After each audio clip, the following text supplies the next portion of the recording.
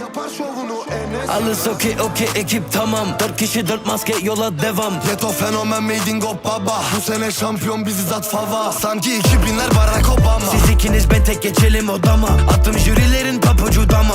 Bu anı verirler ancak kafama. Amına koyma artist Spotify Malatyalı Kürdi oldu sport boy. 067 kanakı koştur. İbe Yunus yemin dünya boştur. Türk iş boy rakı ve karpuz. Sıfırdan 100'e Eray ve Mansur. Jungle gözler açık ekip aktif. Sen bizi iyi tanıyorsun.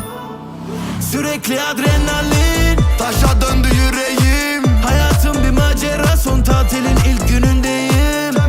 Champions League brapa. 2 kere 2 brapa. Yarıştayız her gün brapa. Brapa. Brapa.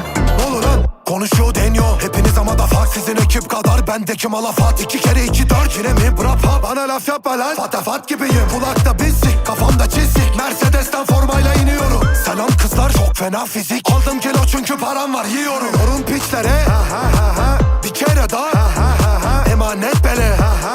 Siz bana hiçbir şey yapamazsınız. Batu Esenler'den hareket. Eray 067 hareket. Mansur Gop City'den hareket. Neredeysen 5 dakikaya oradayım. Batu flex değil bir rol model. Yeni arabam Porsche son model. Konum Hilton motel. Hızlı ticaret sanki Lionel. 16'da tezgahta dedim ama en kriminal. Hayalimdi gay kasa, 26'da milyoner. Batu flex sahada N'Golo Kante. 34 plaka İstanbul avcumun içi, tüm ekibim trafikante. Batu flex in the club, pasar tiki tiki ta. Eray Mansur organize, ekip tamam sindikat.